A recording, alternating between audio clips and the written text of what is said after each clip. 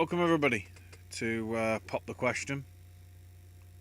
I nearly fell off 20 foot of scaffolding. How was your day?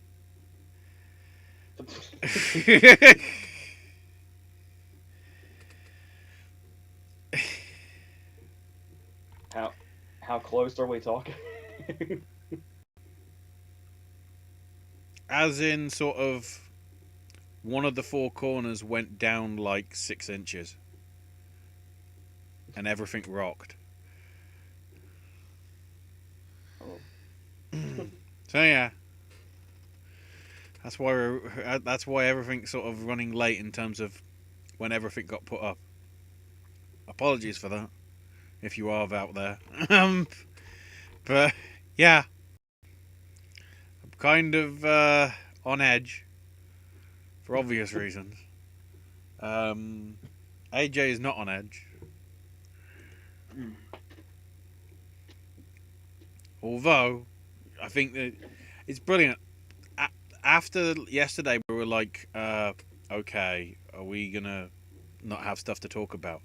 And then bloody William Friedkin dies. So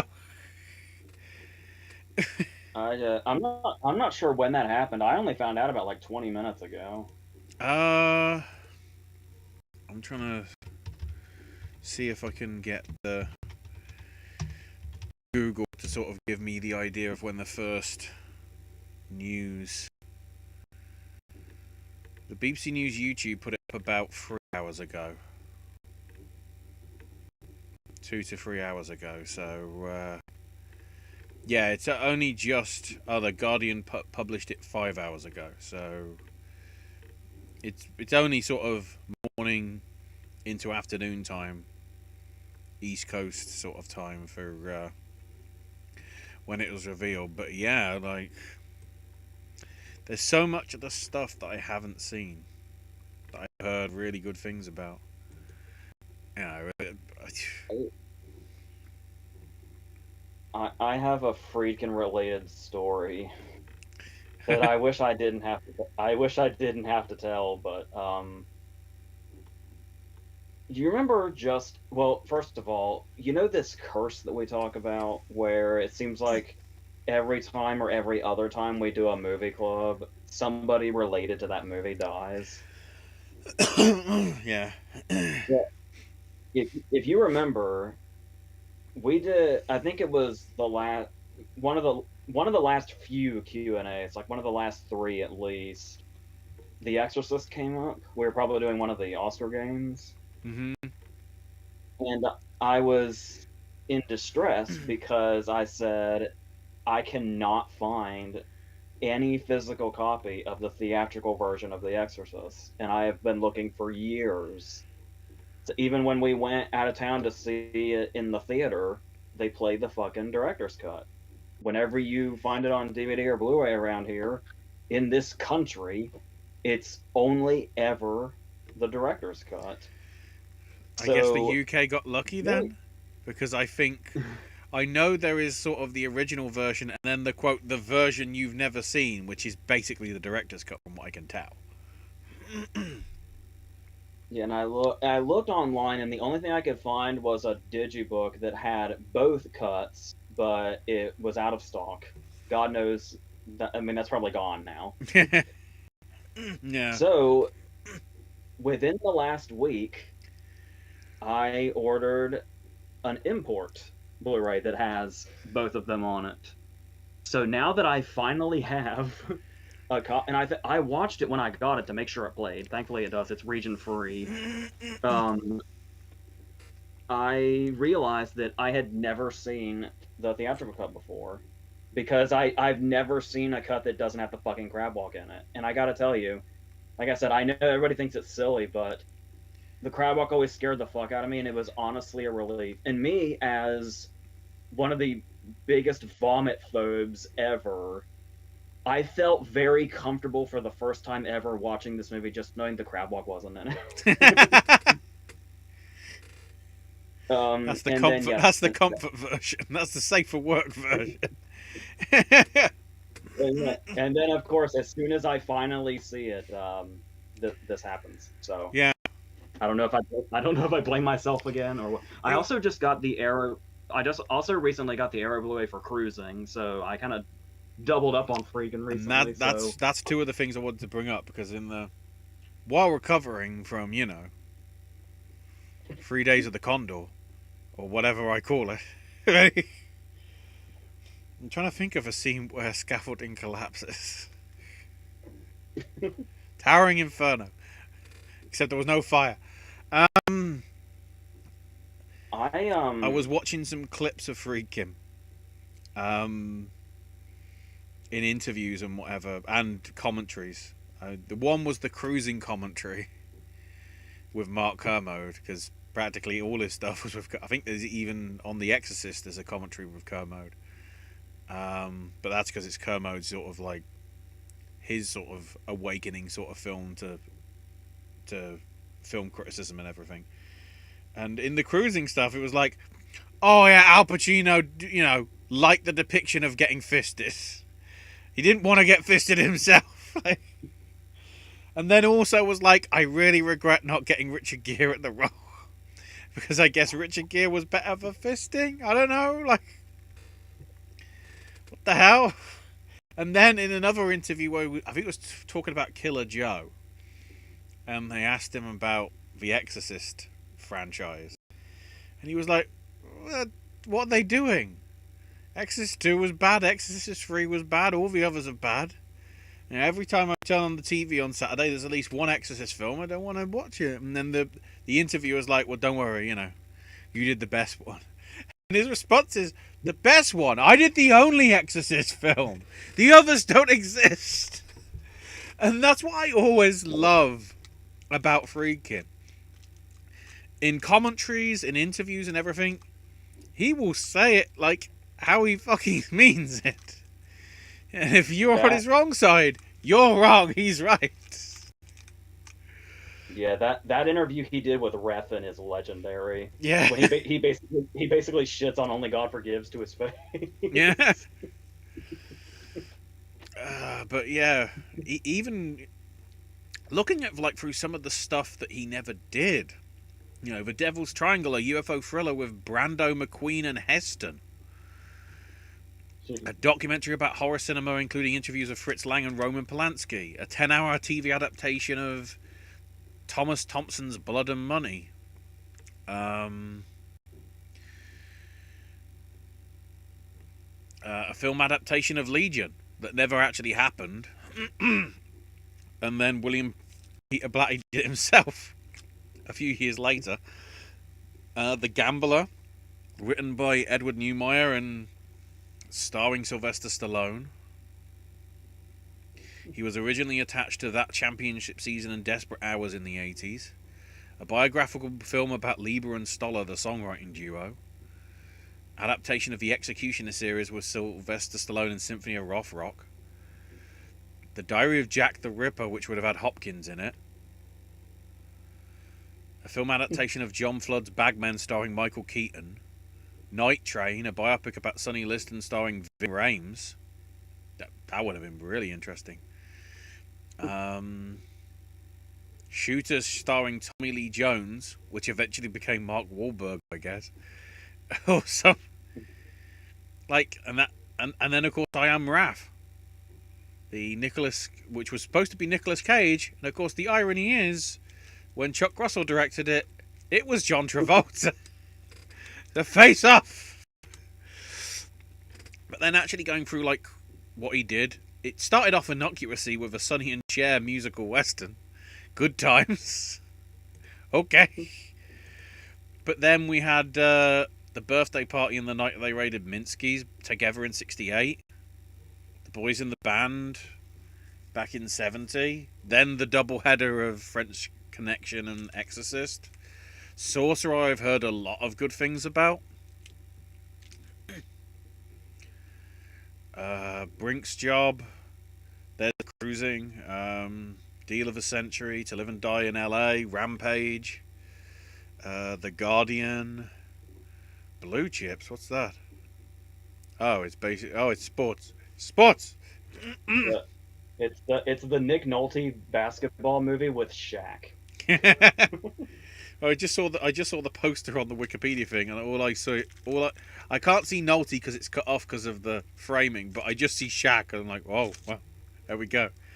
Jade, I forget that Rules of Engagement was his film. Yeah.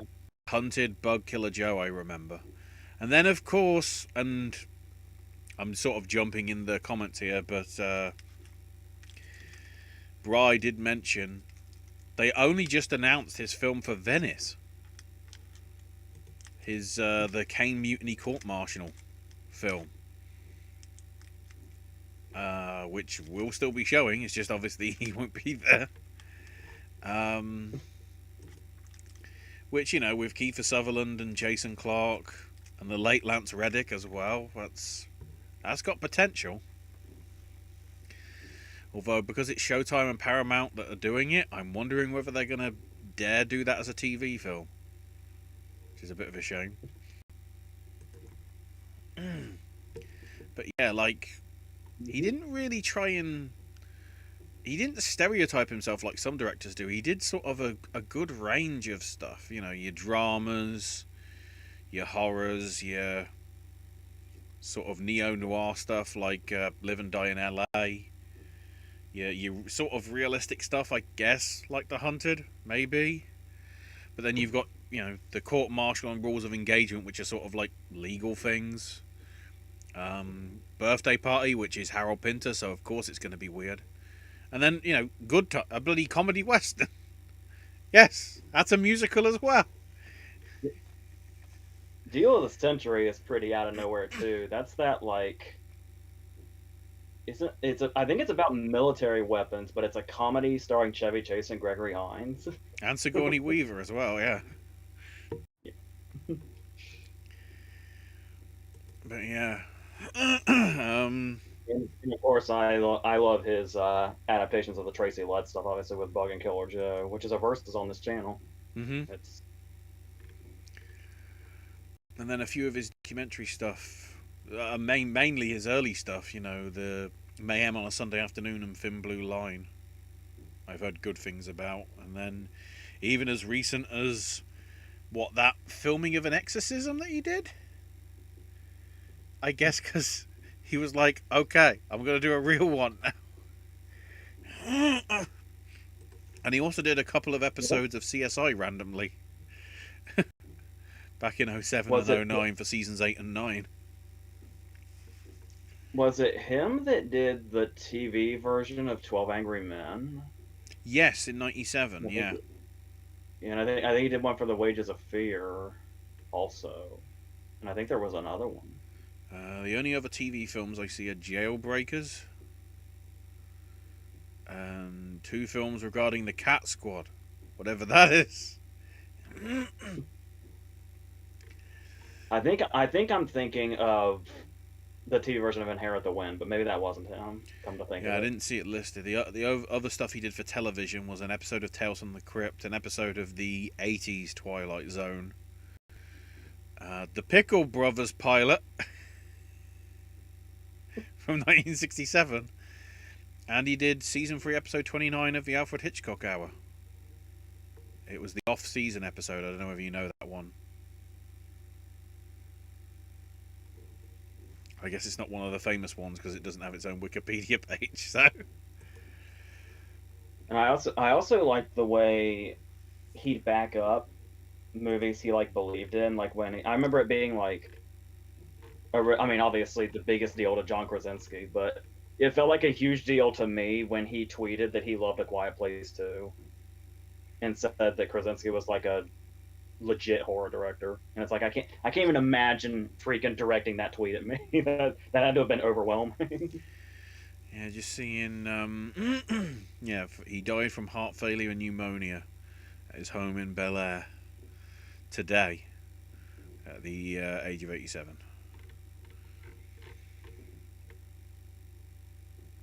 Well, there you go. Rest in peace, him. And I did see Josie mention as well, rest in peace, Paul Rubens. Mm-hmm. And Mark Margolis, too. Yeah. Never before has somebody putting their eyes out manically staring and ringing a bell. Been so crazy. Then again, it was only then that I realised he's also the guy that got shot because he was going to kill a kid in Scarface. Yep. Yeah.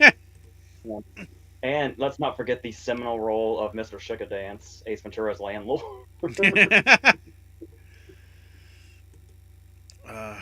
Will be missed. At least they've got a good breadth of work to look on.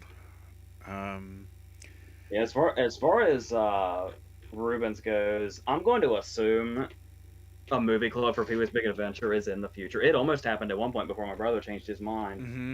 Mm-hmm. So I'm assuming we'll really get into that whenever we do that. Bronny headed us off with last week. I got one of the SpongeBob board games, the Flying Dutchman's Treasure Hunt. I posted pics on the Discord server. Might have to have a quick check of that once we're done. And then the big one, which I don't know whether you want to prep as in get the Wikipedia pages up. Bry's asking our thoughts on the lineups for Venice and TIFF, given how a lot of the films that would be there are not there because of the strike. This is probably going to be what most of the night is. Well, considering I need to get some dinner sorted out, I'm going to have to disappear for a couple of minutes at some point. But yeah, it's a good. I would say it's a good jury as well. We've got McDonough and Jane Campion and Mia Hansen-Løve and Laura Poitras and Damien Chazelle heading up the actual presidency of the jury for this year. It's a good range. But yeah, like Venice is interesting because a lot of the big films are missing, as we said, because of everything. But yeah, the ones in competition, we've got Bradley Cooper's Maestro that stands out. Ava DuVernay's back with Origin. Yorgos Lanthimos' Poor Things, which could have slept through the cracks, didn't. Which kind of surprised me, but we've also got Sofia Coppola's Priscilla. Because now we need the other Elvis Presley. We need the other Presley film, I guess. Nikolai Arkel, who did A Royal Affair, and Rao. I forgot he did The Dark Tower. I feel sorry for him now. But he's got The Promised Land, with Mads Mikkelsen, of course. Although apparently the title in Danish is Bastarden. So the Promised Land is full of bastards, apparently. That's all I know. We've got David Fincher's The Killer as well, which could be interesting. Michael Mann with Ferrari. That makeup on Adam Driver is insane. Yeah, definitely. Oh, we've also got Hamaguchi's new film after Drive My Car. Evil Does Not Exist. Pablo Larraín as well. Luc Besson, because of course he's still making films. Called Dogman, by the way. The other names I don't recognise off the top of my head as ones that I recognise them doing other films or other works. It's a good list. It makes you wonder what would have happened with it, what would have made it in otherwise. We won't give our thoughts on who's going to win, because that's never easy. sometimes the people at the festivals are just on something and come up with something that nobody thinks is actually any good. Usually. I already gave up on trying to predict festival winners by then, basically anyway. Yeah. But I officially gave up when we looked at the can lineup last year, and the very first thing I said was, "Well, it won't be Austin again." So I was like, you know what? Just never again. I'm not even going to make a comment. No. It's a good range, though. That's what I will say. And then, of course, we've also got the out of competition stuff, which seems to be bigger than before. Um, so we have Harmony Core Mine's Aggro Drift, as previously mentioned, Friedkin's K Mutiny Court Martial, Woody Allen's new film, the French language, British production, whatever. I might have been looking at something else and spaced out, but when we did competition, you mention Fincher's movie? Yeah, The Killer. I mean, I'm trying to remember who said. There was somebody that said, like, The Killer is the best film that they've seen. I'm trying to remember who it was. Well, I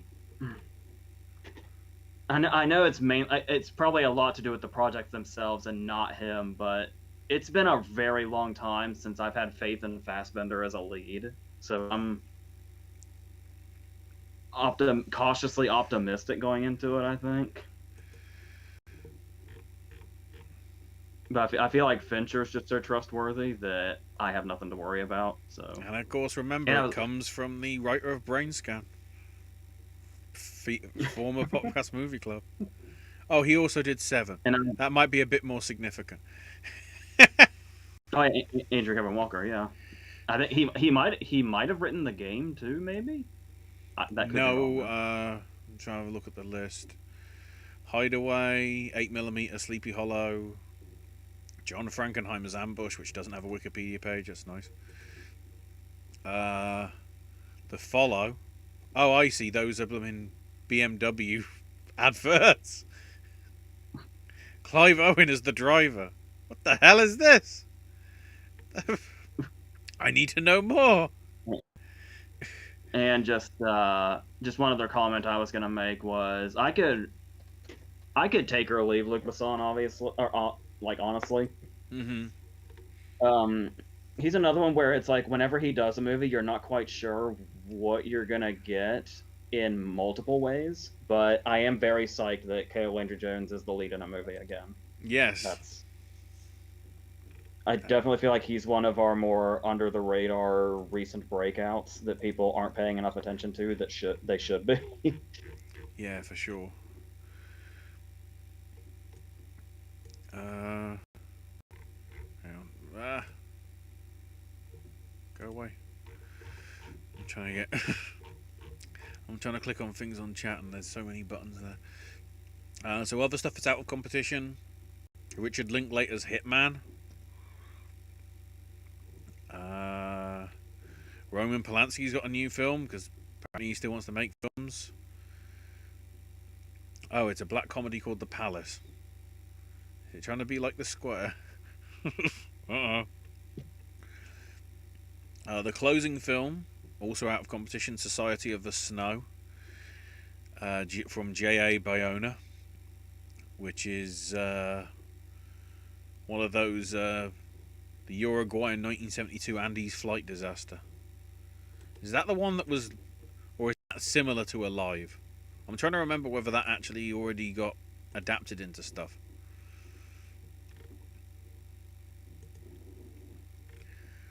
Films. Oh no, yeah. Alive is based on the book, The Story of the Andes Survivors, so I guess we're getting an Alive remake of sorts. From the guy that gave us Richard Parker. And of course that's a Netflix film. Um, and then also, speaking of Netflix, Wes Anderson's Wonderful Story of Henry Sugar, which is apparently going to be a short film because it's 37 minutes. Yeah, yeah. Ray finds his Roald Dahl. I mean, that makes sense. Is he going to try and copy the voice? That's what I want to know. There's also some. Was it Frederick Wiseman's got a documentary, but it's in French, so I don't know what that's about. And then we have a French. What the hell is this? Um, a film about the carbon tax fraud scandal in France, which they're showing all 12 episodes of. The one from Bosnia and Herzegovina, I Know Your Soul, they're showing like 2 episodes. I don't know whether there's only 2, I'm not sure. But then of Money in the Blood, it literally says episodes 1 to 12, so I'm pretty much just showing the whole thing. Okay. um, and then... Oh, we also have Jack Houston getting behind the camera doing a film called Day of the Flight, apparently, in the Horizons Extra section. And then in terms of the archive stuff, that's a good list. When you start it off with the director's cut of Andrei Rublev, all probably 15 hours of it, I don't know. I just got stuck on what Jack Houston has to live up to being in that family and getting behind the camera. I'm assuming that's on his mind. Agnes Varda's The Creatures from '66, Friedkin's Exorcist, um, the original Hunt from 1966 from Spain, King and Country, Dirk Bogart and Tom Courtenay. Wow, I haven't heard that one mentioned in a while. Francis Ford Coppola's One from the Heart, the director's cut. And Owen, out of competition but restored, Orson Welles' Portrait of Gina.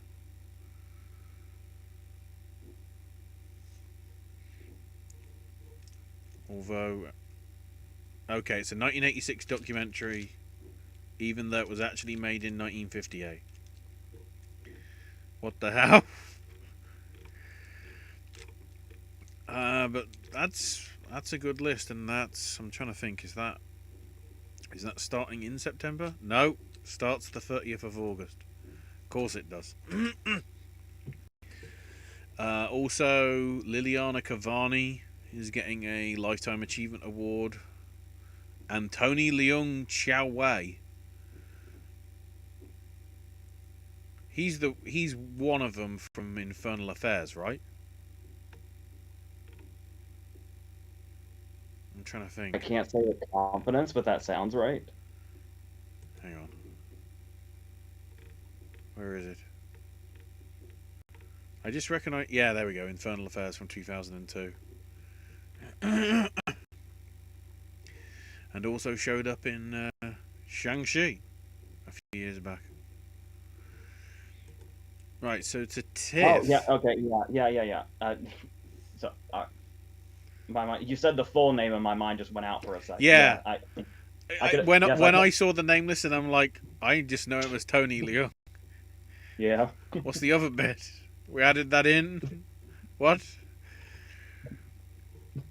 And then Tiff, opening the festival is The Boy and the Heron, Hayao Miyazaki's last film, allegedly. Again. Exactly. Craig Gillespie's Dumb Money is. A lot of people say it's giving that whole thing unwarranted attention by making a movie. I honestly would be pretty interested in that movie. Now that we have stuff like, Blackberry and stuff like that, showing us how good movies like, just stuff that, like social network type stuff can be. But obviously Craig Gillespie is a big, well, goddamn it to me. And I don't. And what's worse is I think this is one of the few Craig Gillespie movies that doesn't have Paul Walter Hauser in it, so it's going to be a little worse than it could be. Mm-hmm. I mean, it's an amazing cast in total, but he's got an amazing cast together before, and it's so weird to me that he has made 2 Oscar-winning movies. Is it now? And the one movie of his I will defend is the Fright Night remake. That's just weird to me.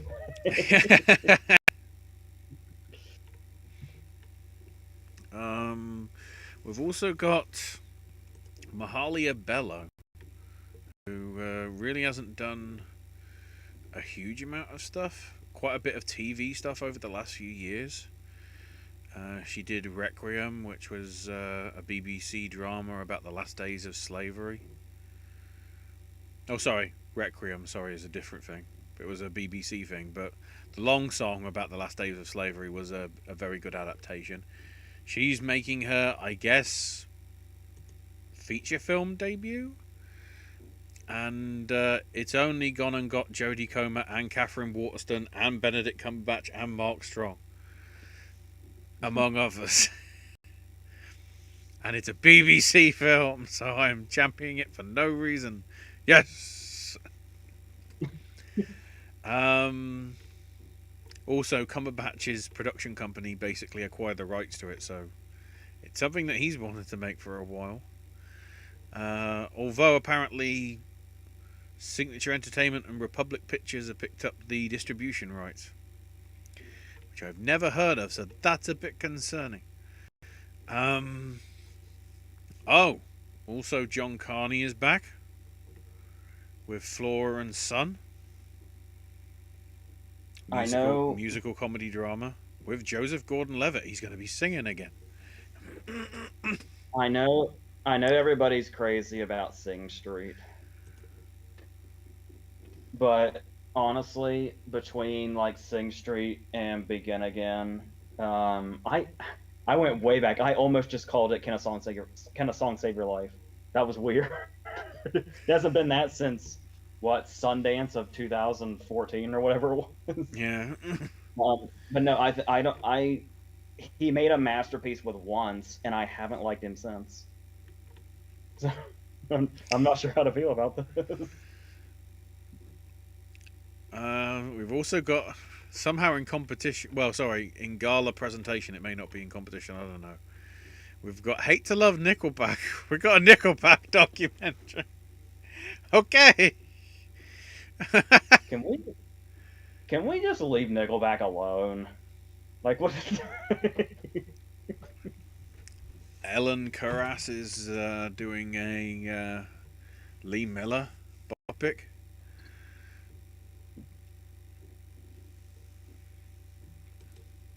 With Kate Winslet as Lee Miller, apparently.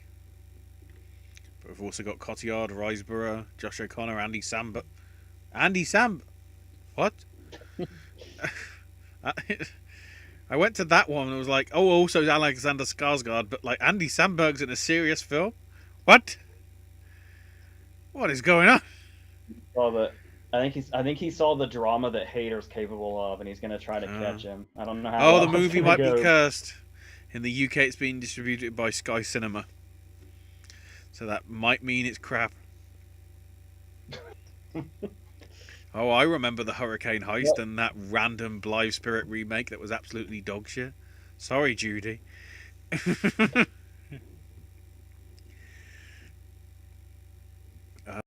Next Goal Wins also finally makes its appearance. Taika Waititi's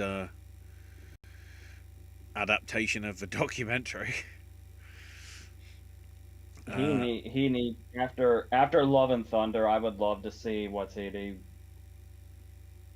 come back and be himself again. Actually, I guess Love and Thunder was the problem with Love and Thunder was he was too much being himself. But the fact that we know what he's capable of, I would love to see him succeed again. And then And make also the filmmakers from Free Solo doing their first narrative feature film. With Annette Bening as Diana Nyad, who apparently what? Yeah, I'd like to find out who Diana Nyad is.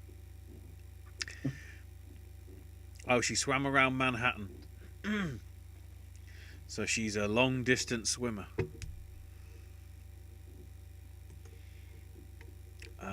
Special present. That'll be interesting to see how you make a movie about a long distance swimmer. That's very curious. We've also got in special presentations, which may or may not be in, because I don't know how this works. Lee Tamahori's back with a film called The Convert with Guy Pearce. So I'm willing to give it a chance, but it's Lee Tamahori. What the hell did he do to James Bond? So,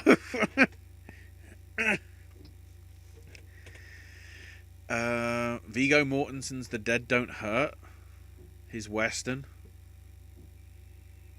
where he wrote, produced, directed, stars. Did he do the cinematography? Did he do the music? Is he like Neil Breen? He just does everything. Did he do the catering?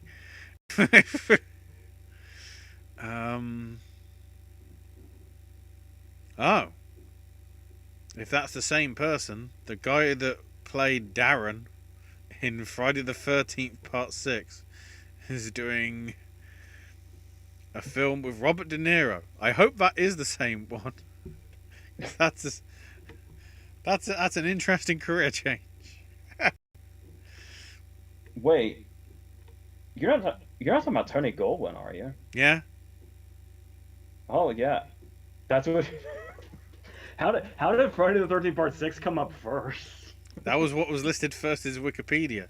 He was Ghost was he was afterwards. he was just in Oppenheimer, Oh. and he's the bad guy in Ghost. He was the coach in King Richard. Tony Goldwyn's the shit. That's interesting. He directed the Hilary Swank movie, Conviction, the one with her and Sam Rockwell. He directed that, didn't he? He's directed something before. Trying to see.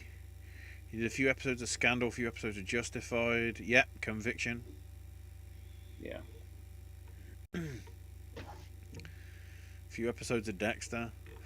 I just like the fact, I guess that's where he made his name first. By being, Friday the 13th Part 6 was ahead of all his other work in Sent Elsewhere and CBS Summer Playhouse. So that was his actual debut. Even on stage, the only thing was listed as Tom Jones. So I remember the time I've seen all the Friday the 13th movies so many times, and I remember it was like maybe like the fourth time I saw Part 6. I was like, holy shit, that's Tony Goldwyn. What the hell is he doing?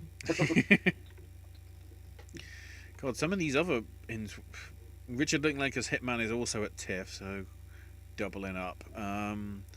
Another Linklater movie, very exciting. Alex Gibney's documentary on the music of Paul Simon. Knox Goes Away, directed by and starring Michael Keaton. That's interesting. Correda's Monster is there as well. David Yates with Pain Hustlers. Yeah. The next part of Speaking Bluntly. I'm obviously that's supposed to come on Netflix October 27th if they don't push it. I'm excited for her, but it's interesting because I basically say that the Potter series wasn't the same in a negative way when David Yates took over, and obviously the Fantastic Beasts movies also. So I'm curious how he does. Because I feel pessimistic, but I'm curious how he does a movie that's like outside the world of magic, I guess. Yeah. and not constantly in a dark gray tone the whole time. Because I was watching one of her Oppenheimer interviews, and she was talking about how she's being really careful about. She's being very choosy about the director she works with. Like that's what's going to attract her to a movie first is the director now. And it's like for a Nolan movie that makes sense, but her next two movies are by David Yates and David Leitch. So I don't know. And I'm apparently one of the only people in the world that hates Bullet Train. And obviously I hate Deadpool too, so I'm gonna trust there's a reason she wants to work with these people, but it's interesting. They're interesting choices, especially back to back after working with fucking Nolan and making a perfect movie like Oppenheimer is. Chris Pine as well. Directorial debut with Paul Man, with Annette Bening and Danny DeVito and Jennifer Jason Leigh and Ariana DeBose. He managed to get a good Yeah, cast that'll in as be. well. That'll be usually. I would probably be quick to dismiss that movie and just see it as like, oh, it's another, actor director thing that's probably just gonna fall off the face of the earth. It's not gonna be one of those prestige actor director things and like gives him a second career. But I don't know. There's something about Chris Pine where I just feel like he's got something. I think it's the Joe Carnahan movies that made me think he's got something really creative in him, and I've been really interested to see what his directing job's gonna be like. George C. Wolfe, who gave us Ma Rainey's Black Bottom a few years back, has got Yeah. Rustlin, which is and also produced by Barack and Michelle Obama's production company. Michael Winterbottom's back with Shoshana. Sally Elassani, who did My Brother the Devil and The Swimmers, which was one of the. I think it showed up at the BAFTAs or something last year. She's co-directing with James Krishna Floyd a film called Unicorns. Ethan Hawke's Wildcat. Anna Kendrick also, I think, directorial debut. Oh, I guess it has connections to Confessions of a Dangerous Mind to some extent, because Woman of the Hour is based on the life of the serial killer Rodney Alcala, who showed up on the dating game in the midst of his murder spree. Well, we just talked about that. Yeah.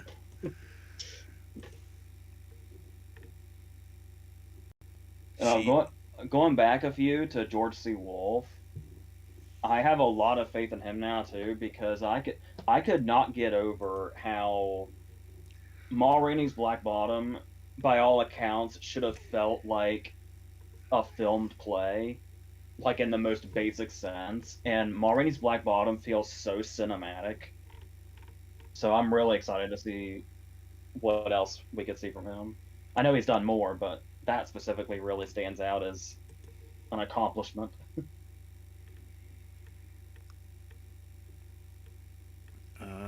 Trying to find. I'm trying to find a question that you can drag out for a few minutes while I try and sort out my dinner. Um, Also, the other one I want to mention, Jonathan Glazer's return with The Zone of Interest is also showing at TIFF. We've also got Patricia Arquette directing Gonzo Go. How to Have Sex, which I think showed up at Cannes, from what I remember. I heard it got a lot of praise. Is going to be also showing up at TIFF. Aggro Drift is part of the Midnight Madness. Oh, and the opening film for TIFF is the new film from Larry Charles, and it's Dix the Musical. Sounds right coming from him. With Nathan Lane and Megan Mullally, Megan Thee Stallion, and the Bowen Yang. Based on the off-Broadway musical Fucking Identical Twins. I now know why they called it Dix, because that might be better when it's on. Oh, it's an A24. I thought it was going to be Netflix. No, it's an A24 thing. That's how we follow up Everything Everywhere. Dix the Musical. Oh, and Finn Wolfhard's co-directed with Billy Brick a film called Hell of a Summer that's also part of the Midnight Madness selection. Right. Let's see if there's a good thing that I can leave you. Okay, there's a few here. That's so then I can come in and come out wherever I need to. Favorite balloon scene in a movie? Go! Well, I'm assuming the red balloon is cheap, because that's just basically every scene of it. I feel like actually one just came to mind immediately. I was gonna say, well, Up has obvious ones and It has obvious ones. The one in Filth, where James McAvoy takes the balloon from the kid and lets it. And the kid flips him off, so he takes the kid's balloon, lets it go, and then gives him two middle fingers. Is perfect. I've used that GIF many times as well. Um, I feel like there's most of the ones coming to mind are like Sinister, like very It related. Um, well, I guess if we're counting hot air balloons, there is the end of the Wizard of Oz. Um, oh God, is there a scene where somebody uses? There's got to be a scene where somebody uses helium out of a balloon. It's like the really fucked up angle that Blue Velvet was gonna take, where when Hopper's doing the gas initially, it was gonna be helium, and his voice was gonna be high pitched while he was attacking Isabella Rossellini. That would have been really fucked up and interesting and Lynchian. But that's just all I think about when I think of helium in movies now. So I generally can't think if there's a movie where somebody actually does it like in a fun way or for any other reason that's not sinister. But I think It has forever ruined balloons because I just keep going back to sinister qualities. I did that rush. I to kill time. I suddenly detoured into Blue Velvet, but I got back. I mean that's got balloons in. I'm gonna say. I mean, I was gonna say Up because that's sort of a bit, but then that might be a bit too obvious. I do like the bit in Living Daylights where he nearly kills a kid that's got a balloon, and then the balloon with the actual sort of death to spies thing, just blowing in and Dalton just bursting it because he's that angry. Lee Curtis Whoa. actually has a children's book called Where Do Balloons Go? One I didn't mention that's great is in the Line of Fire, when they think it's an assassination, everybody's freaking out, and it's Malkovich just popping balloons. That's a Forgot about that. Okay, so while I'm here for like 12 minutes or whatever it is, while the pizza gets ready, Bry's personal Oscars lineup for 2017. For adapted screenplay, Bry has All the Money in the World, Blade Runner 2049, Molly's Game, Star Wars The Last Jedi, and The Winner, The Breadwinner. okay. Generally, a good list though. There. Yeah, I like seeing Love for Molly's Game. I feel like we don't. I feel like that movie kind of went under the radar a little bit, even Yeah. being a Sorkin movie.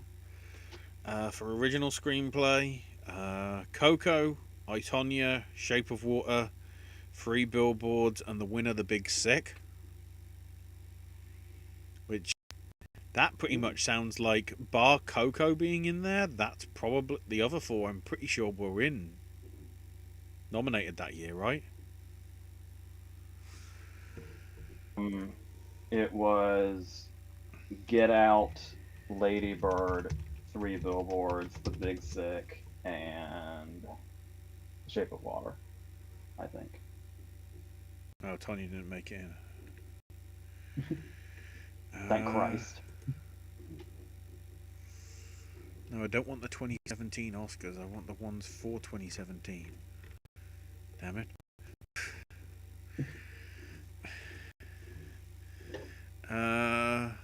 The supporting actress, Carmen Ejogo for Roman J. Israel Esquire, Alison Janney for I, Tonya, Zoe Kazan for Big Sick, Octavia Spencer for The Shape of Water, and the winner, Holly Hunter for The Big Sick. Snub was still surprising. Like even now, it's surprising. I initially wasn't sure about Spencer's nomination, but I think it's the scene where Shannon's at the house when she like really seals it, and when she like shows her disdain for her husband's cowardice and stuff like that is a really good scene, and I think that's what probably scored it for her. That and being Octavia Spencer, Does help. and being in the Best Picture winner probably helped too. Supporting actor Gael Garcia Bernal for Coco, Bob Odenkirk for The Post, Ray Romano for The Nice. Big Sick, Michael Stuhlbarg Yeah. for Shape of Water, and the winner. Hang on, I need to switch. Where is it? Hot damn! Hot damn! Yeah, it's Wow. Rockwell for Free Billboard. That's fantastic, Brian. Like, good job. You crushed that category. For actress, just trying to compare the list. We have Chastain for Molly's Game, Sarah Chowdhury for The Bedwinner, Margot Robbie for I, Tonya. At number 2, Sally Hawkins for The Shape of Water. That's significantly an actual number 2. And the winner, Frances McDormand for Free Billboard. There is no other winner. For actor, we have Class Bang for The Square, Ryan Gosling for Blade Runner 2049, Kumail Nanjiani for The Big Sick, Denzel for Roman J. Israel Esquire, and the winner, Daniel Kaluuya for Get Out. Nice. In director, we have Edgar Wright for Baby Driver, Denis Villeneuve for Blade Runner, Nolan for Dunkirk, McDonough for Free Billboards, and the winner, Guillermo del Toro for Shape of Water. And then Bry's Best Picture list is Baby Driver, Big Sick, Blade Runner 2049, Coco, Dunkirk, I, Tonya, Molly's Game, Star Wars The Last Jedi, Free Billboards Outside Ebbing, Missouri, and the winner, The Shape of Water. A little too much I, Tonya, but other than that, that's pretty good. Yeah. I'll mention this as well, because this is before we begin the Oscars game, which I'll leave, I think, till the end, Bri. I have something here after when this year's honorary Oscar winners were announced. I made a list of directors that should get an honorary Oscar, mainly for those that never won. The first is obviously George Lucas, but I won't be surprised if they're waiting to give it to him in 2027 for the 50th anniversary of Star Wars Episode 4, because the chronology is all over the place. I added in the Episode 4 bit. Next up, 3 directors that have Best Picture winning but don't have an Oscar, which are Norman Jewison, Bruce Beresford, and for when he retires, Ridley Scott. That's amazing that Ridley still doesn't have an Oscar. Yeah, I don't think Ridley Scott's gonna retire. No. When I go to the VU cinemas over here, he shows up in the stop talking, turn off your phones, the film's about to begin thing. Which I don't know whether he made. I don't know whether he directed that as well, because, hell, I just looked at the listing of, what was it, William Friedkin, or whatever, producing or directing this BMW thing with TV advert with Clive Owen as the driver. Like, what? I feel I feel like Ridley Scott is gonna die on a movie set, and I feel like that's exactly what he wants at this point. Next, those have been nominated that have never won. Which is the list Bry has is Lasse Hallström, John Boorman, Jim Sheridan, Stephen Frears, Mike Lee, Gus Van Sant, Michael Mann, even though he has Ferrari coming out, Terrence Malick, and Frank Darabont. Yeah, I I'm wouldn't trying to mind seeing think. all of those. When an honorary Oscar. Hang on, I'm just checking. I'm just wondering whether Mike Lee has a fellowship from BAFTA. Oh yeah, 2014. Because that would be the most significant with his contribution to British stuff. With all his things. And then 4 directors that films barely got 0 nominations in any of their career. Jim Jarmusch, John Waters, Frank Oz, and Ralph Bakshi. That's a good list, to be fair. That the first three. Actually, it's an interesting choice. The first three, absolutely. Frank Oz has directed some of the funniest movies ever made. Between What About Bob, Bowfinger, and Dirty Rotten Scoundrels, that's enough for me. That's like if I had to make a funniest movies of all time list that was relatively lengthy, all three of those movies would be on it for sure. Uh, Josie says, "Hey, Popcast team, had a wonderful birthday. My brother got me a 6-month sub to the Arrow streaming service. Nice. There's a heck of a lot of good stuff on there. Although Friedkin directed 2 important classics with French Connection Exorcist, I still feel he doesn't get talked about enough as he should. Yeah, a lot of his stuff, obviously in recent years, is considered sort of cult classic, but now that I've heard just the commentary of Cruising where he's talking about fisting, I want to watch the film. I don't know why. I didn't even know it had Al Pacino in it. And I feel like when you talk to like crime fans, the status of To Live and Die in LA has been very slowly rising over the years. Where it's probably going to be considered like a classic within the decade. Probably it'll make a comeback. This will, as much as I hate to say it, this will probably help maybe get more eyes on To Live and Die in LA to get it to that point. Josie also says, today at the library I looked for a book about toys in the 80s and there was a section on a Pee-wee's Playhouse playset. I also looked for a book on Barbies and saw a picture of an X-Files Barbie. They made Barbie into Billy Dana Scully, damn it. Okay. And on the same shelf there was a candle making book, and the last name of the author of the book was Oppenheimer.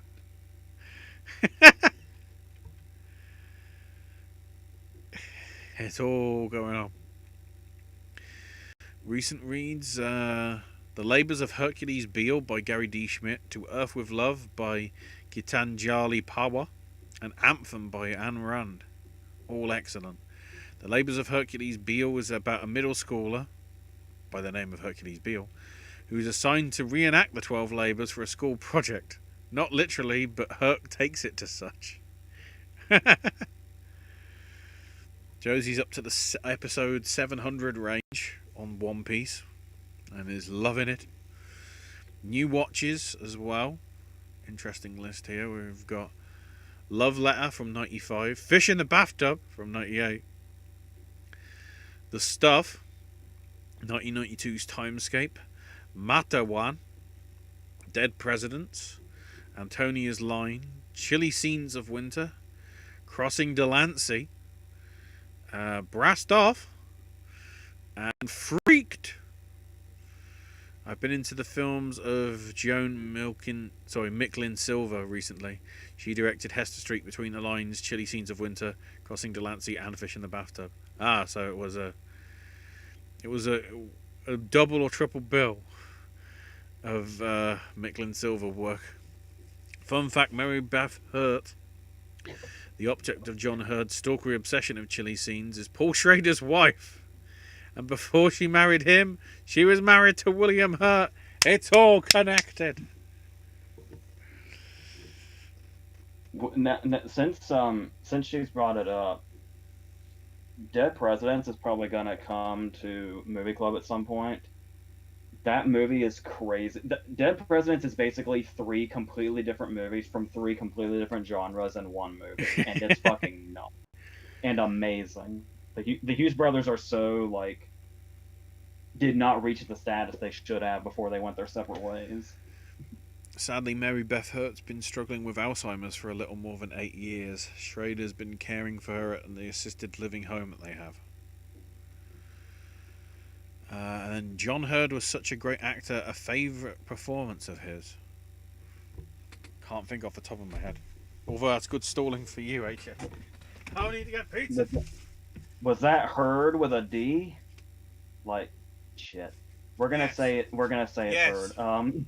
Yes. Okay, so Heard. I heard you.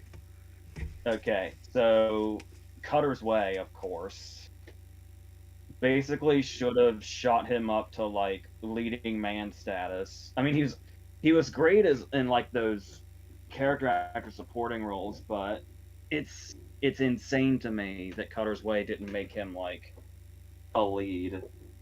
Even if some might argue he's a supporting character in it, I don't know. That's very much because apparently he was so. It was weird because apparently he was so big on the stage, and that's how he and Daniel Stern knew each other, and he and Daniel Stern knew each other really well. And Daniel Stern actually said that he knew Hurd so much for his stage work that it was weird to him when the headlines about Hurd's death called him Home Alone actor John Hurd, because Daniel Stern didn't even remember they were both in Home Alone because they don't share scenes, but they knew each other so well from the stage. That's what. Yeah. So of course, Big is going to come to mind also, being the very whiny and petty antagonist, which was also a role that he did incredibly well. I really wish he had lasted for more than a few season 1 episodes of The Sopranos. That could have been a character they could have really dragged. I mean, I get, the directions that went, but seeing him as a regular throughout The Sopranos would have been really cool. That's the most I can think of. You just can't not. It's impossible to draw too much attention to Cutter's Way.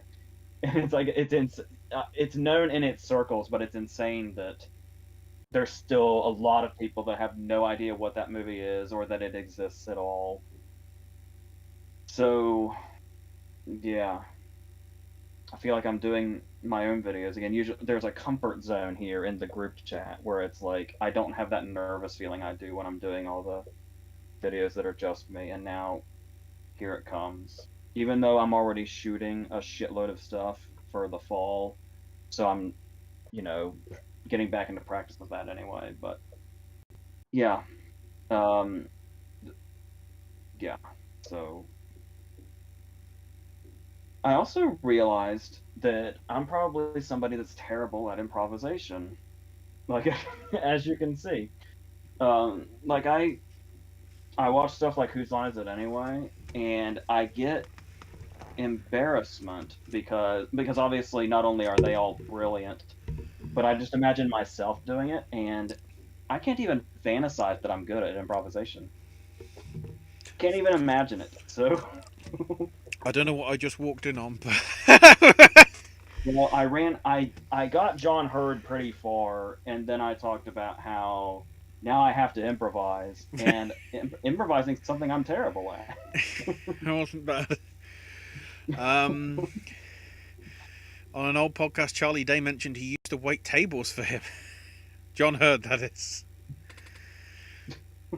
The father-daughter dynamic between Jeff Daniels and Ariana Richards in Time Scoop sort of reminded me of Interstellar, especially with the themes of love and time.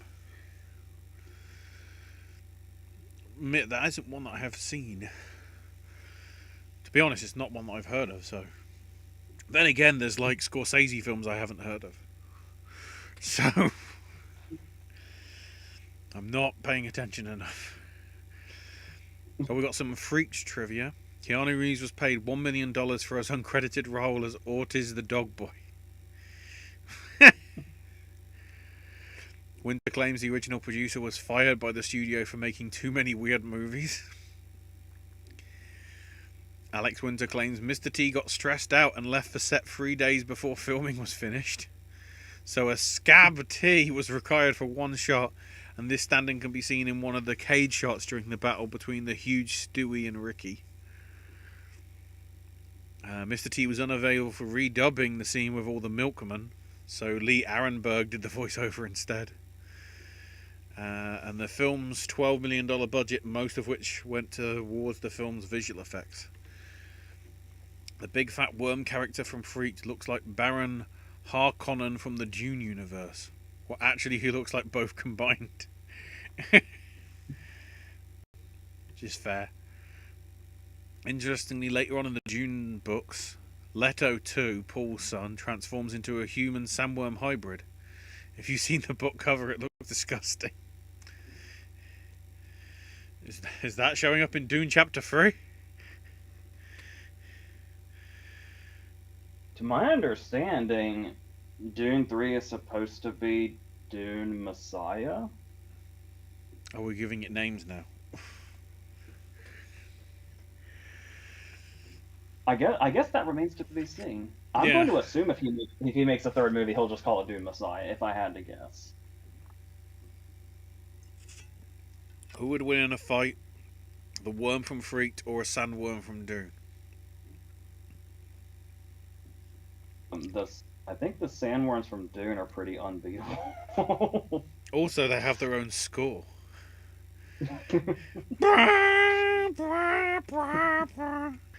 Yes. Alternatively, the worm from Freaked or Baron Harkonnen. That's more of a level playing field.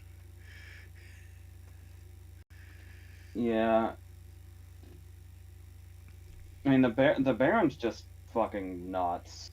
So, I feel like that goes a long way. Which movie, circus, or carnival would you want to go to? Josie lists Freaks, Freaked, Nightmare Alley, Chaplin's The Circus, Big Fish, We're Back, and A Bug's Life. Yeah, I would say Big Fish. My first thing was gonna be, well, one that's not from a horror movie would be a start. Yeah, so that rules out a few. Well, maybe Water for Elephants, because I'd get to see Reese Witherspoon. That'd be nice.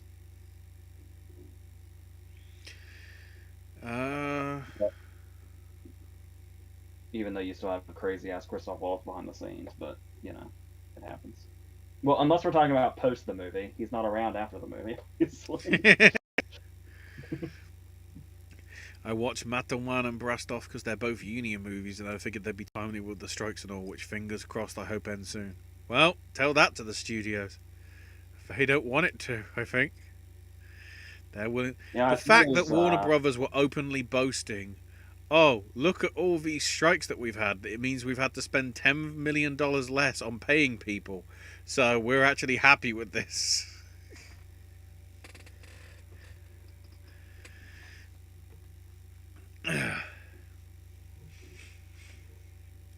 Unlike the other actors in the movie, I'm guessing this is Brastoff because Ewan McGregor is mentioned, he actually knows how to play an instrument. He played the French horn when he was younger.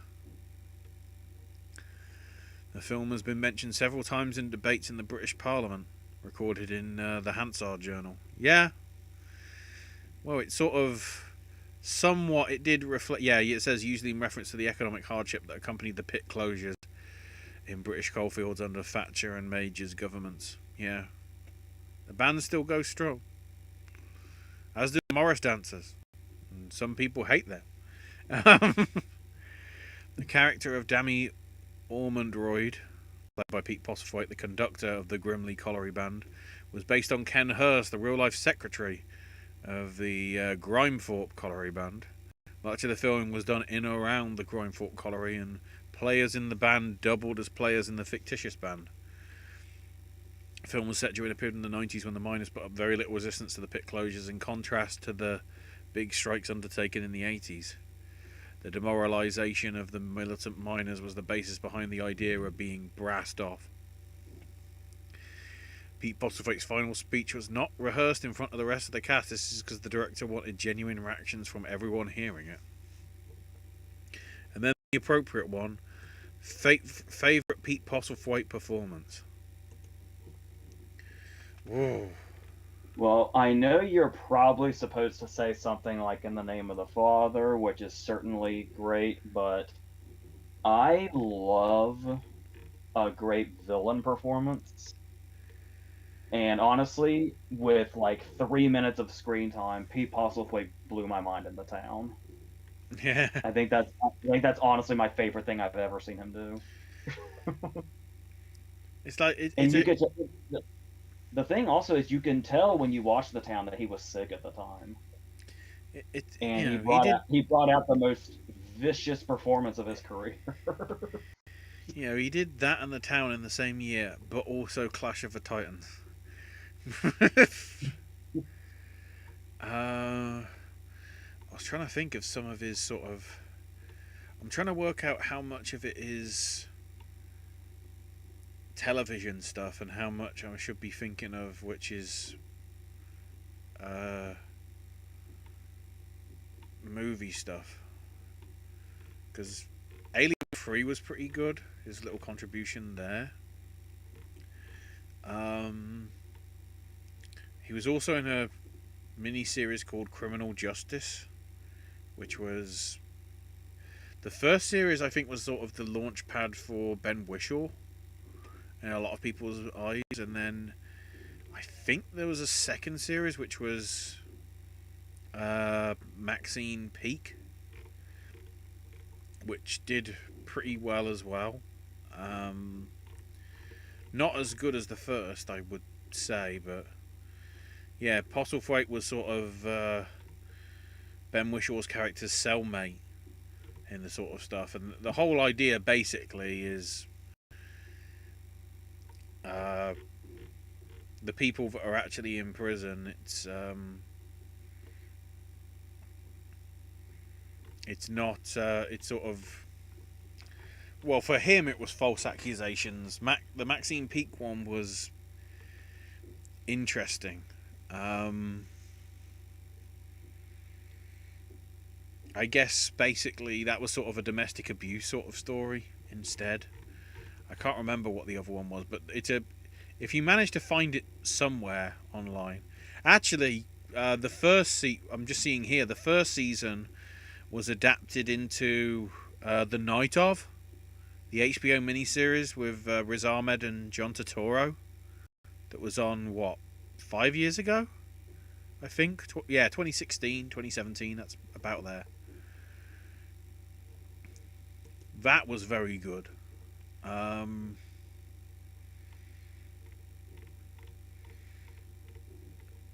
Another shout out I would give Postlethwaite is The Lost World, because not only is his character really good and maybe the best thing in the movie, but he did a lot more acting in that movie than he had to, and that's where you can see the commitment. And then he was also... it's still available. It's like been available for years for some reason on BBC iPlayer as part of the Storyville documentary strand. But The Age of Stupid, the sort of drama, documentary, animation, whatever it is, which was basically sort of... It was Postlethwaite, supposedly a man living alone in the devastated world of 2055. You can tell I'm reading Wikipedia. Who asks, why didn't we stop climate change when we had the chance to? And it's just very interesting. It's obviously practically mostly just him to some extent.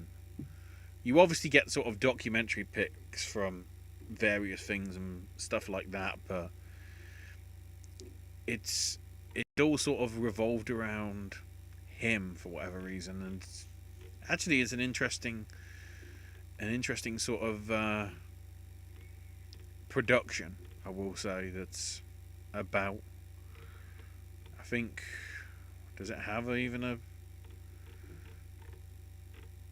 trying to think if it has like a, oh, it doesn't even have a Rotten Tomatoes. It's on IMDb because everything is, but that's one worth trying to. It's an interesting sort of documentary on climate change and whatever, but it's also like Postlethwaite's performance. It's pretty intriguing as well. Oh, while on the subject of brassed off, just talking too much about Pete Postlethwaite. Favorite marching band scene from a movie or TV show?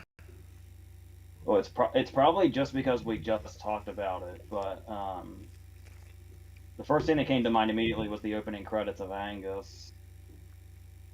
I love the very last scene of State of Grace, where Sean Penn and Ed Harris are in a shootout. Well, Sean Penn's in a shootout with a lot of people in the bar, and outside is that Irish parade. That's an amazing climax.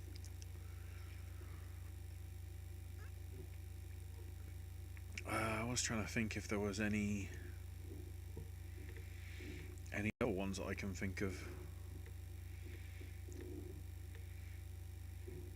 I guess there is that bit as well where the marching band goes through the street in Roma. No. But there's sort of nothing else that I can see. Oh, of I mean, course, Ferris Bueller's Day Off. Why don't I think of that? Yeah, yeah. I was gonna say, well, that's mostly a float, but yeah, there is a marching band in the front. That's right. Yeah. I was also gonna bring up shout out to Drumline just in general, which is an awesome movie. Yeah. I'd like to see a music match between the marching band in the SpongeBob Band Geeks episode and the marching band in Brassed Off. Even better, the band in Brassed Off actually against the band in Whiplash. Postlethwaite versus Simmons. Do it! Oh, some giant chopper goes over my house, as I can hear it. Sounds like the house is falling apart. Favorite? So this is favorite scene involving a candle.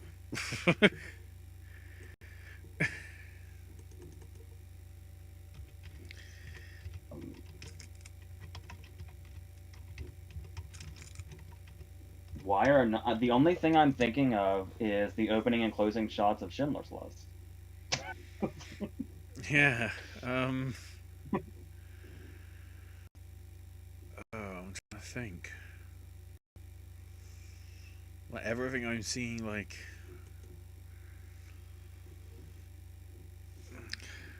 Well, I mean the person in me that loves Christmas, which is just all of me. There's that little I don't know why this stands out unless it's just because we watch it every year, but the moment in Christmas Vacation when it turns to Christmas Eve and before anything else happens, we just see Ruby Sue lighting a candle and it's just a small scene by itself. That comes to mind because it like signifies maybe the best third act of any comedy ever is about to take place.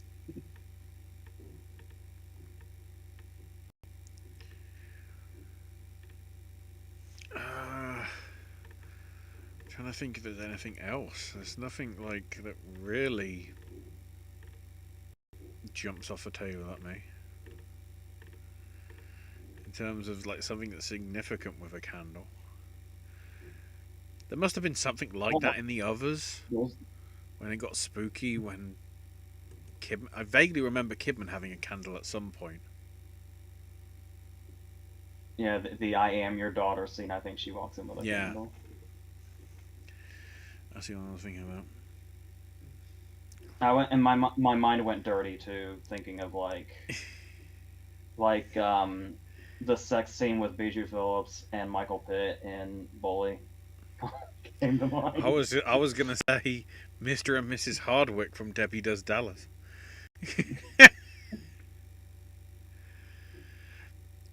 and Jesus.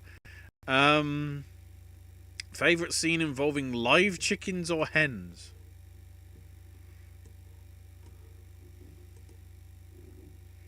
Well, obviously a classic is Rocky chasing the chickens.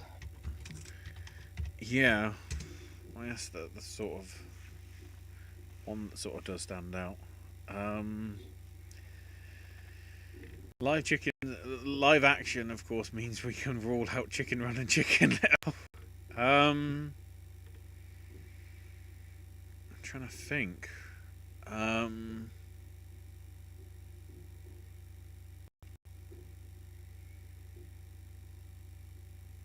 there must have been something.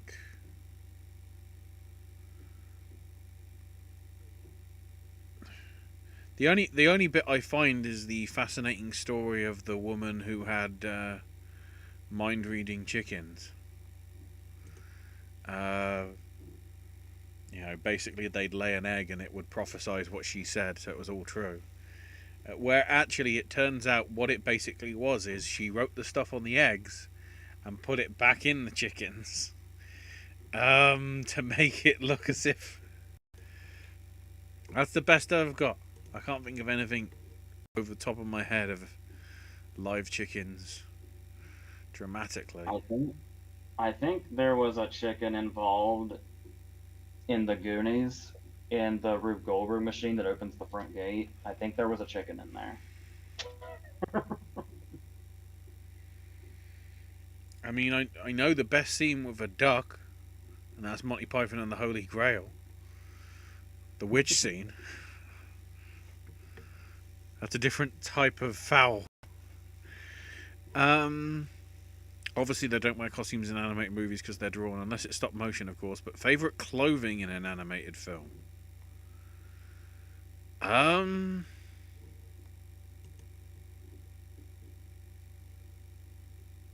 Well, I mean anything Cruella Deville wears is gonna stand out, but that's like her business, so that's kind of obvious. in that respect, I'd probably give more credit to sort of Leica or Aardman stuff. The outfits for Coraline they seem very nice, and like the amount of detail that you get to making it look like Wallace has got a woolly pullover on. I mean, all on in my heart, all this makes me want to do is shout out the costumes in Mary Poppins Returns when they're inside the China Bowl and they're live action, but they look like they're drawn. I Yeah. love that so much. Favorite scene involving breaking of dishes. Oh,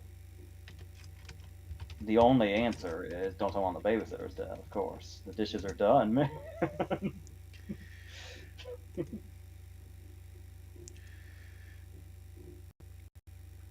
I Did mean, um did did Karen Hill throw dishes at any point? maybe. Or is that one of the only ways she didn't express anger?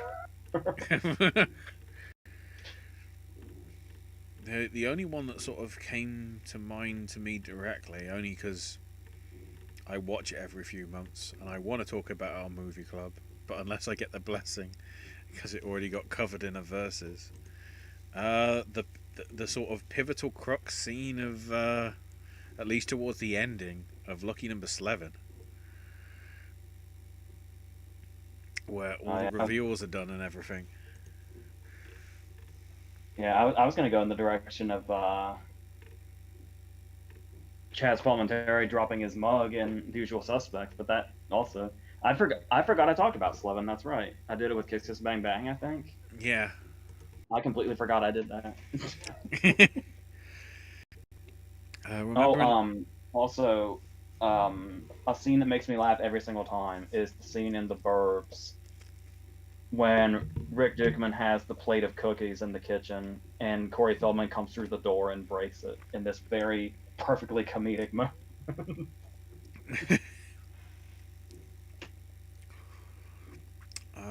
Remember in the 90s with the hairstyle of the half bald man and the ponytail? Who wore it best? Ooh. Martin Mull and Jingle All the Way. That's the only one that's coming to mind. I can see the hairstyle plain as day, and that's for some reason that's the only thing I can think of right now. I wish she'd made this multiple choice.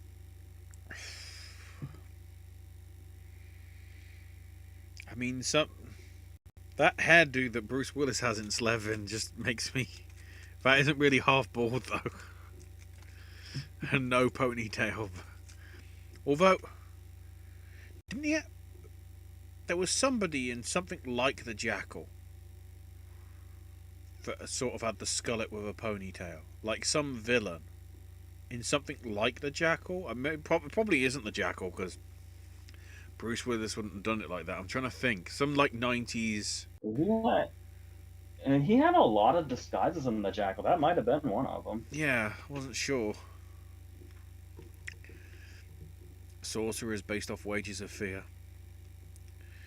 I guess that's. Oh, I see. That's Josie talking about Free Kim from earlier. Rooting for poor things. In all caps. Josie's passion. The more and more I see it for trailers, the more and more I don't know what to think of it, which I guess for a Yorgos Lanthimos film is good. Yeah, I don't know what it is, but I'm ready for whatever it is. Or maybe I'm not ready for what it is, and that's the appealing thing. All I know is it's like something interesting. But I don't know what's going on, and the makeup on Willem Dafoe with his disfigured sort of front is like crazy as well. We're not getting it, of course, until January. Damn it. Thanks, Fox Searchlight / Disney. You bastards. We got move it forward, damn it. Now that we've come full circle to festival talk, am I to assume we cut off the chat a while back? I didn't bother cutting off the chat because, considering how we've gone an hour and a half, we're sort of actually naturally getting to the sort of point anyway. Somehow we filled this. I was gonna say an hour and a half seemed like a good time for just two of us. Yeah. And without Spencer, unfortunately. Yeah. There's a few other things though. We've still got the Oscars, game on the editing front. Or no, whatever it was. I think editing is the next one we've got to do, which we'll get to. Josie also says the other Elvis movie that should be screened at a festival as a classic retrospective, of course, is Rock-a-Doodle.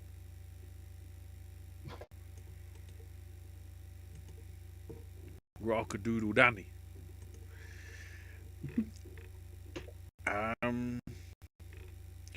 Josie asks us favourite John Huston film.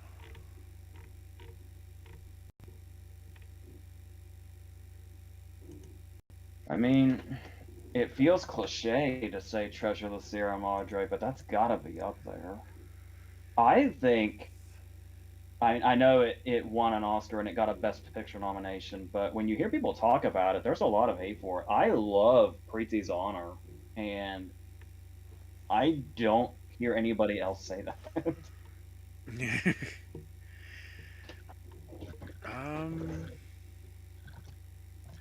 Misfits was pretty damn good. Beat the Devil, but that probably helped because it was a Capote script. African Queen's really good. His debut film being Maltese Falcon, what a ridiculously good debut.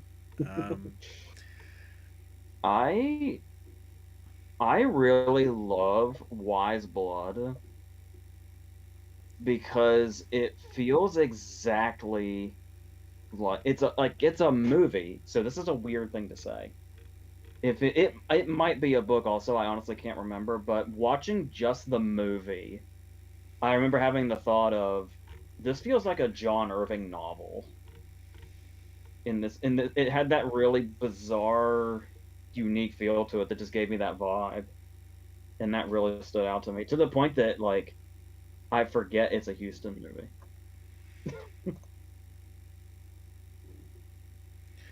And then I vaguely remember somebody recommending to me List of Adrian Messenger as well. And then, of course, he was one of the 74 directors on Casino Royale. That credits bit's like directed by, and it's like, wait, there's more?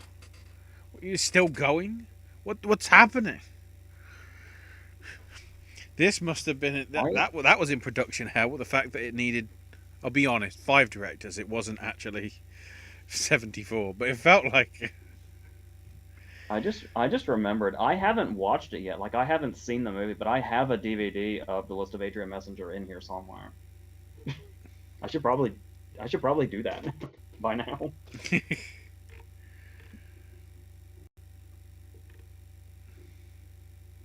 uh, oh, here we go. Buy one, rent one, lose one. And of course, it is the blue edition. I'm trying to work out which of these films I recognise. So, have you got your pen ready? I do. So we have 3 colours blue.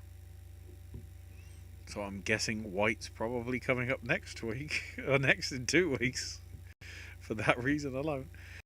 Blue Thunder, Blue Valentine, The Blues Brothers, Blue Steel, Biloxi Blues, Blue Velvet, My Blue Heaven, Blue is the Warmest Colour, and then randomly added at the end, Blue Chips. Which I guess makes sense, because that's freaking. Do you know what? You know actually what I might do, because I mean Blue Chips isn't great, but Novelty is amazing in it.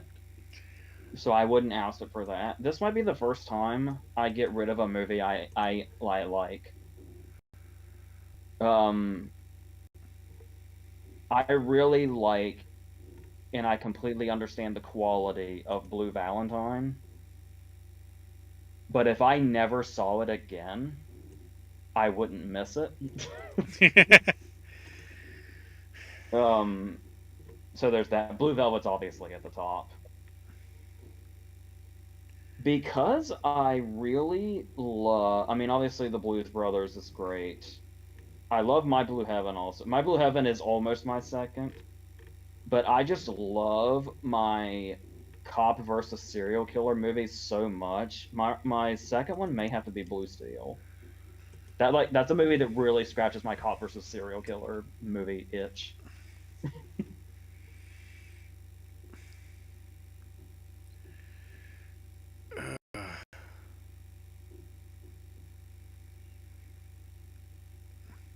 Just because I haven't heard of it, and I don't know whether there were other films that were better, I might get rid of My Blue Heaven. Even though, it is Steve Martin and everything, but I don't know whether it was like peak Steve compared to some of his other films. But at the same time, I don't know whether I want to. I don't want to lose Blue as the Warmest Colour, but considering what that director did in emotional abuse to both Léa Seydoux and Adele, can't remember her surname off the top of my head, but like, I sort of want that to.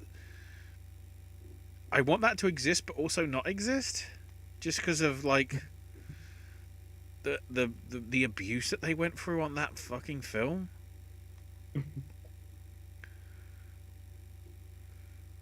Which I think, I find it fair that that they're the ones that picked up the Palme d'Or for it. Yeah. Nobody else, not the director, they did it. Um, Blue Velvet would be the buy. And I'd probably rent Blues Brothers, because that's something that, you know, is on TV a lot. Blue Velvet is not. Most of my mentality for buying it is, which is the one that's barely shown on television? That one. Which is the one that's good and they don't show because the right fees are too expensive? Choose that.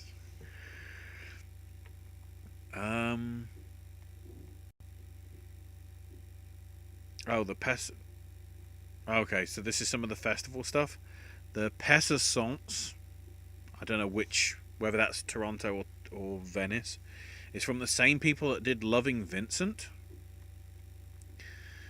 Kristen Scott Thomas is directing a film called North Star. And we've also got Alexander Payne's The Holdovers. And I think about him reuniting with Giamatti, yeah. And Les Indesirables from Ladjli, who did the 2019 Les Mis that's nothing to do with, I am Javert or anything like that. It's just the drama that's supposed to be like. That's all I remember from that film.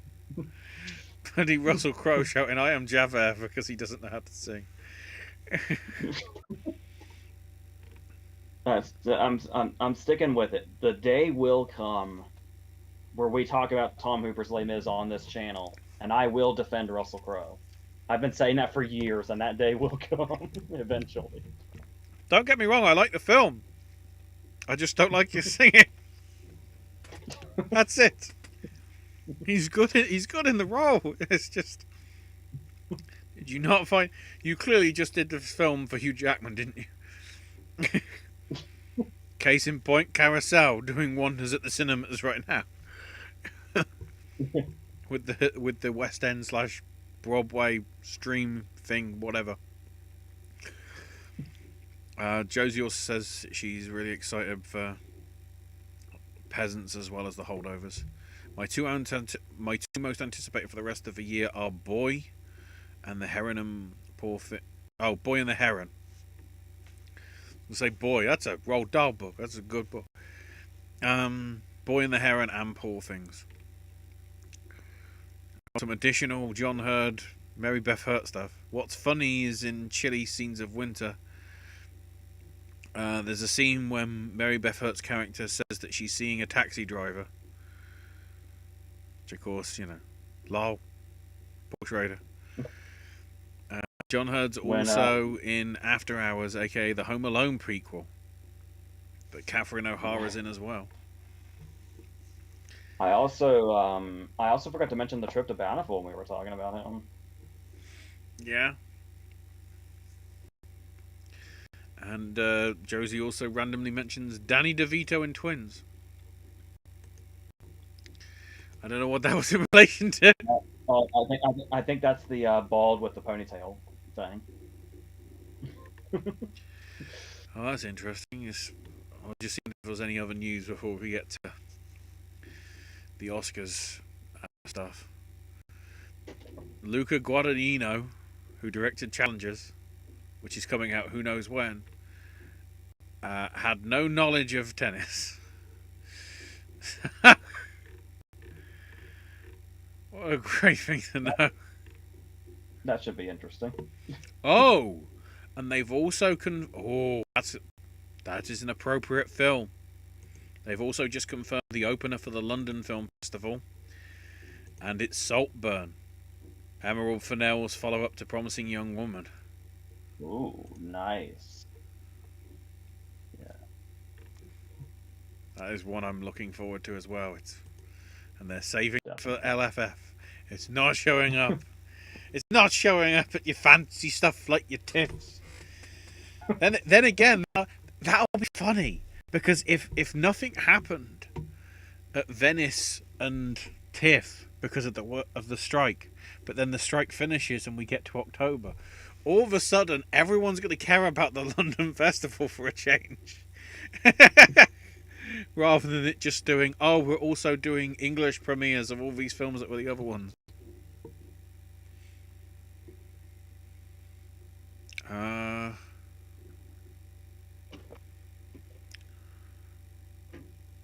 I'm confused here because it says Bryce also said thoughts on the Criterion Janus releases.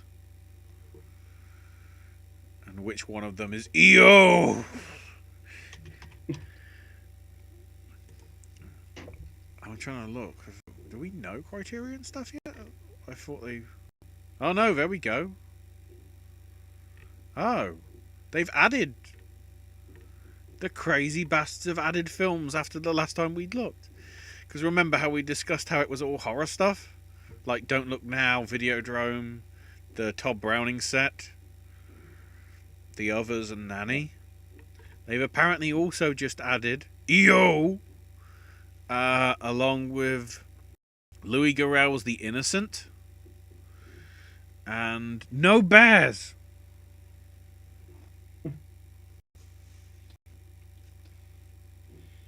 Academy Award nominee, and it's got a donkey on it. Yes. I'm still trying to work out what the trend is going to be for 2024. What's going to show up is going to be the thing that is something I'm going to latch onto and be the flag bearer or / thumbnail for everything we talk about. Well, not thumbnail. I guess image you see at the start or the end. That's a good few additions though. A good range of them, I will say. Oh, it's a new sub-label of Criterion called Janus Contemporaries. Thank you, Josie and Bry, for clarification. So it's not just classics. I guess to some extent with Nanny, you're sort of doing that anyway. Because Nanny was last year, I think. Yeah, and usually Wes Anderson's movies are pretty immediate. Portrait of a Lady on Fire got a Criterion pretty quickly too. Mm-hmm. And the stuff that wouldn't have a release otherwise, like the Netflix stuff, like Marriage Story and The Irishman and stuff like that. Yeah. Where they have no choice but to come out through. Right. Okay, so now I remember. Make up and hair. I'm getting it ready because it's Academy Awards time. And it's makeup and hair of the 2000s. So, starting off with 2000 itself, will we go with the winner, How the Grinch Stole Christmas? Or will we go for either Shadow of the Vampire or The Cell?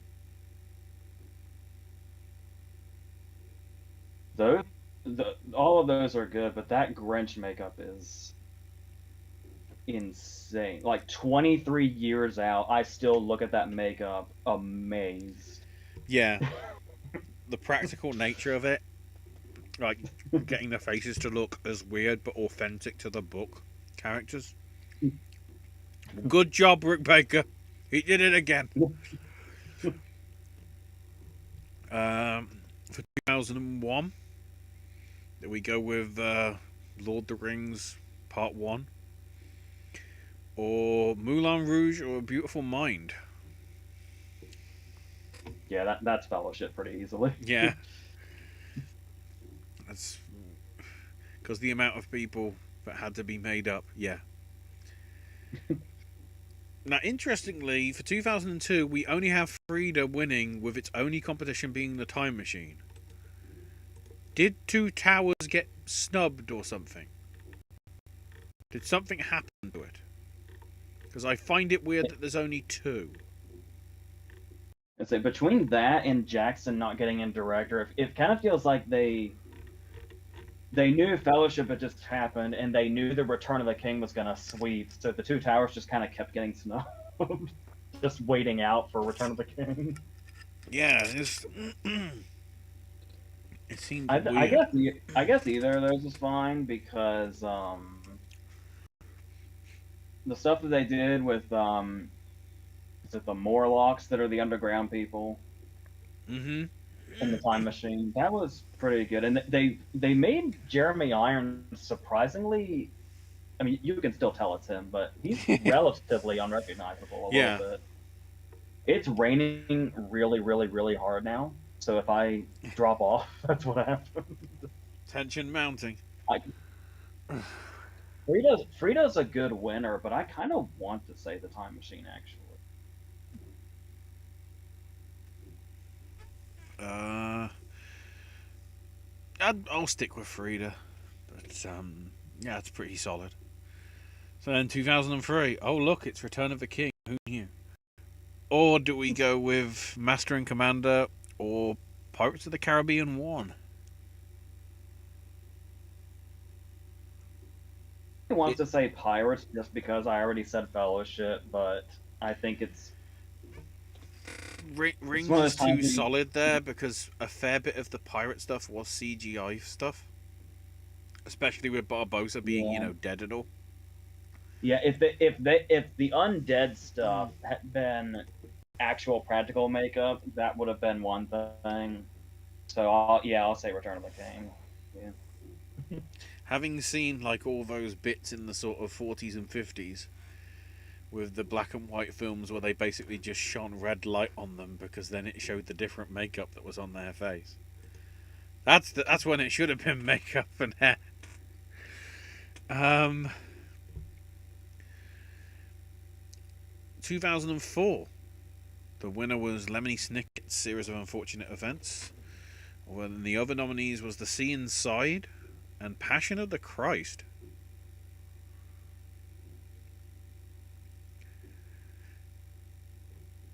I Uh, kind of want I kind of want to say Passion of the Christ, and the old makeup on Bardem is really good in the Sea Inside, but I'd say Lemony Snicket's probably right. yeah, a lot of a lot of quirky characters in that with unique appearances. Yeah, it fits. Oh, for 2005, Chronicles of Narnia 1. That witch in a wardrobe and that lion called Aslan. Which one? Or do we go with Cinderella Man or Revenge of the Sith?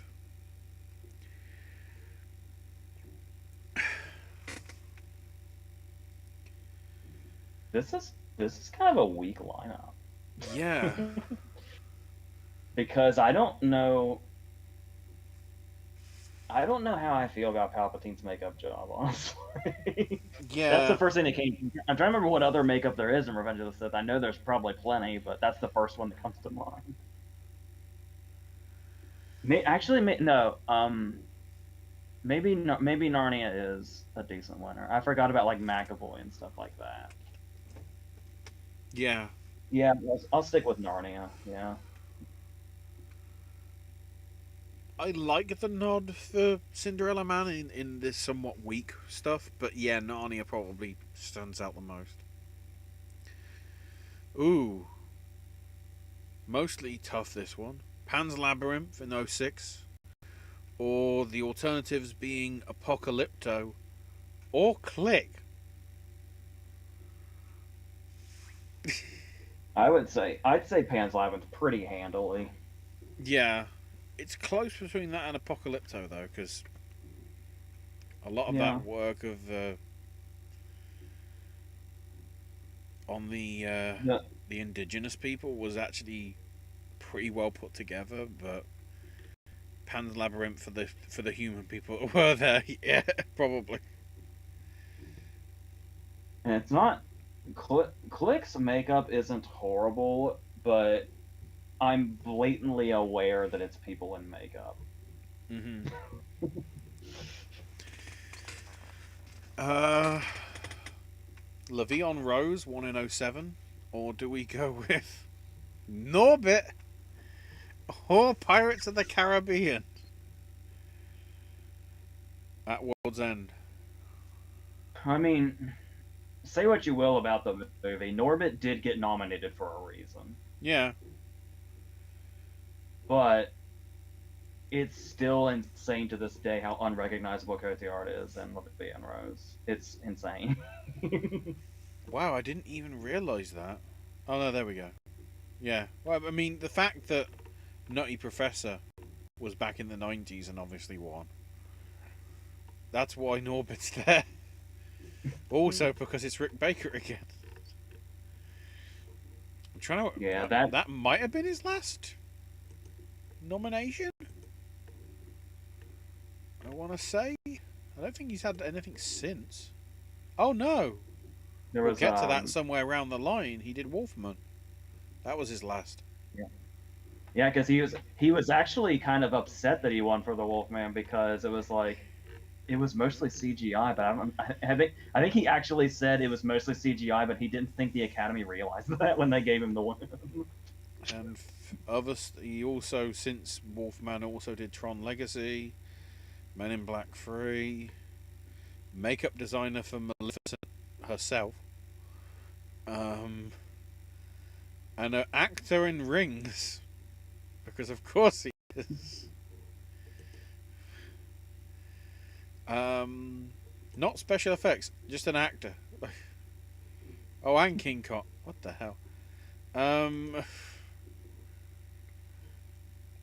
Okay, 2008's an interesting one though. We have Curious Case of Benjamin Button, which kind of does seem like an obvious one, but considering it's up against Dark Knight and Hellboy 2, this is a really tough list to be fair.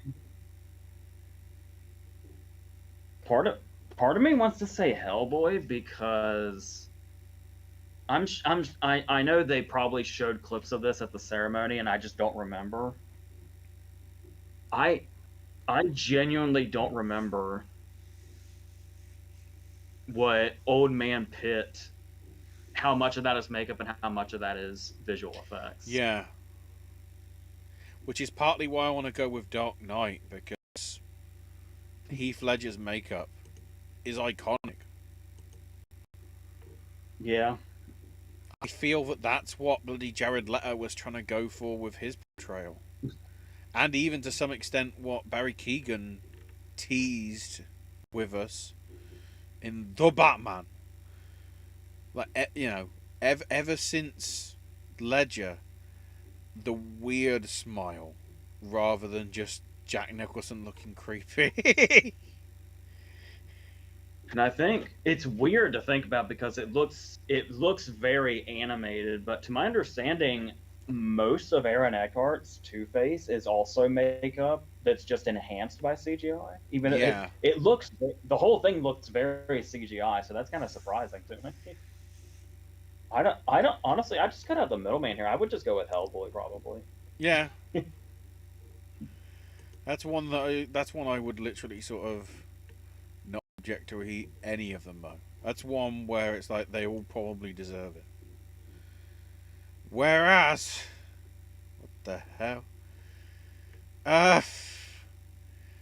For 2009, Star Trek 1,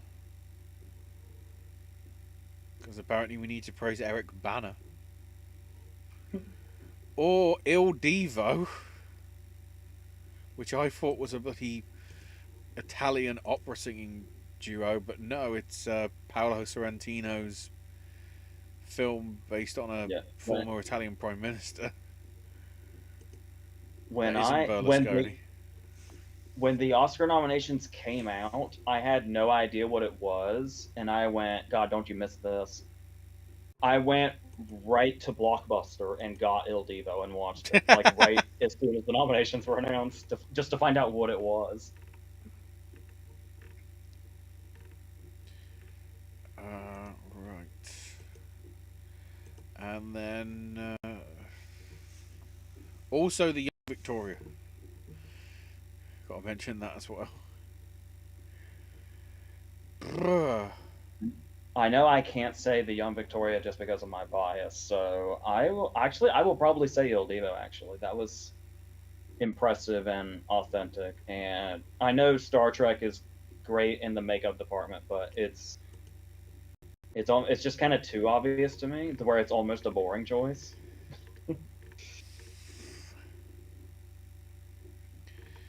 you know, like it's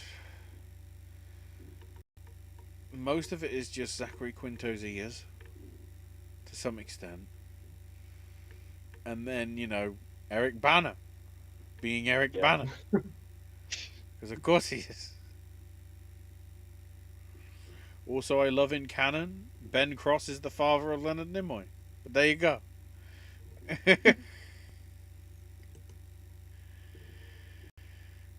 So yeah, that is the list, and per the instructions in the chat from Bry, we did it all. Now it's time to rotate back again.